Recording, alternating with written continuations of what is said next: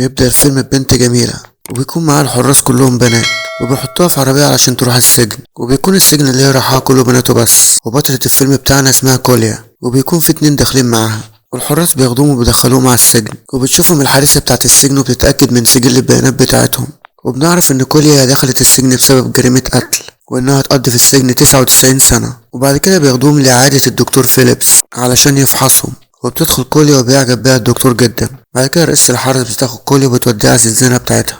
وبيجي الليل وفي بنت بتولع في الملاية بتاعت كوليا، وكل الستات المساجين بيمسكوا كوليا وبينزلوا فيها ضرب. تقريبا كده ما كانش عاجبهم وجودها معاهم، بس بعد كده بتبدأ كوليا ان هي تاخد عليهم، وبيبدأوا يتكلموا مع بعض، وبتبدأ كل واحدة فيهم تحكي قصتها وليه دخلت السجن. فبتقولهم كوليا ان هي كانت متجوزة من راجل غني جدا واسمه فرناندو، وبتقول ان هي كانت مبسوطة جدا معاه، بس للأسف بدأ يمد ايده عليها ويضربها، فقررت تنتقم من فرناندو. فقررت تدخل في قصة حب مع الخادم بتاعها، وكانت بتعمل كل حاجة وهي قاصدة ان جوزها يشوفها ويكشفها. فلما فرناندو عرف اللي بينها وبين الخادم اتعصب وفضل يتخانق معاها، لكن هي اخدت المسدس بتاعه وقتلته، واتحكم عليها بالسجن 99 سنة. بعد كده حارسة السجن بتستقبل 2 رجالة، هاري وفيري، وهما بيوصلوا خضار للسجن. وهاري وفيري بدأوا يلفوا على الزنازين، وبيوصلوا الزنزانة اللي فيها كوليا وزميلتها. وفي واحدة بتحاول تغري هاري، لكن هاري بيكبر دماغه ومش بيعمل اللي هي عايزاه. وبنشوف المسجونات كلها راح عشان يشتغلوا أشغال شقة، والحراس بيشكوا إن في حاجة مش مظبوطة بتحصل، ونادوا على بنت اسمها إريكا. فلقوا معاها مخدر وأمروا إن إريكا تتعاقب،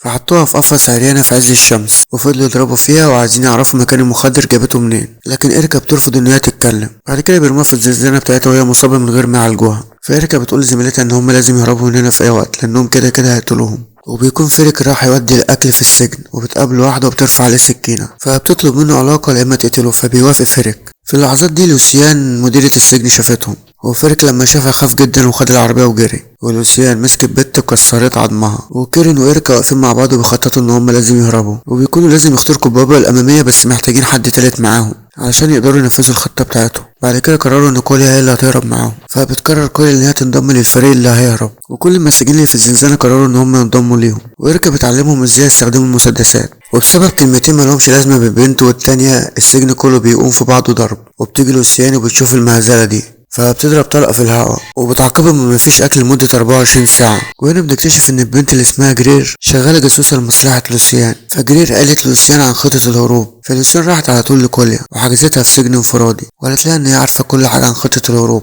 وبدأت تعذب فيها. فلوسيان بتعرض على كوليا ان هي تبقى معاها، بتبقى جاسوسة تبعها في السجن، وتقولها على خطة الهروب كلها، لكن كوليا بترفض. فبدأوا البنات ينفذوا خطة الهروب. فالبنت بتنده على لوسيان بصوت عالي، فلوسيان اول ما راحت لهم، فلوسيان راحت تشوف في ايه، فكان معاهم سلك راحوا مكتفين رقبة لوسيان في الباب، وهددوها اما يقتلوها يا اما تفتح لهم الباب. فلوسيان خافت ان هي تموت ففتحت الباب، فكتفوا لوسيان وكتفوها من شعرها وفضلوا ماشيين بيها، وراحوا يحرروا كوليا. وبعد كده البنات كلبشوا لوسيان وفضلوا يدوروا في السجن على اسلحة، وبياخدوا سلاح وبيبدأوا يهربوا من السجن. وهما بيهربوا بتشوفهم حارسة بس بيقتلوها. في الوقت ده هاري وفريك بيشربوا خمر للحارسة اللي على الباب الرئيسي، وده عشان يخلوا الحارسة تسكر ويروحوا هما للزنزانة. وفعلا اول ما الحارسة بتسكر بيسرقوا منها المفاتيح وبيروحوا على الزنزانة. فلقوا البنات واقفين بالسلاح وقالوا لهم ان هما لازم يوصلوهم دلوقتي بالعربية بتاعتهم. فالحارسة بتشوف واحدة وهي بتهرب منهم فضربتها بالنار، فبدأ تبادل النار يكون باميرهم هما الاتنين. فهربوا بالعربية والحراس بدأوا يضربوا نار عليهم وهما بيهربوا. تاني يوم بتشوف كوليا وإيريكا في حديقة، لكن الحراس بيعرفوا مكانهم وبيروحوا لهم وبيرفعوا عليهم السلاح وبيهددوهم انهم يستسلموا، لكن البنات بتفتح السلاح وبتضرب نار فيهم، والبنات كلها بتموت الا كوليا بتدخل جوه الغابة علشان تهرب. فالحراس كلهم بيجروا ورا كوليا في الغابة. فبنت اللي يكونوا مصابين بتكون ماسكة مسدس، وبتشوف العربية وهي بتنزل بنزين، وبيكون دي فرصتها ان هي تخلص من الحراس كلهم، فبتضرب بالمسدس على العربية، فالعربية بتعمل انفجار كبير. فالحراس كلهم بيموتوا وكوليا بتروح للطريق الرئيسي. فبيشاور العربية والعربية وقفت لها، وبتقدر كوليا ان هي تهرب من السجن. وهنا بيخلص الفيلم. نتقابل في الفيلم الجاي. شكرا ليك يا صديقي.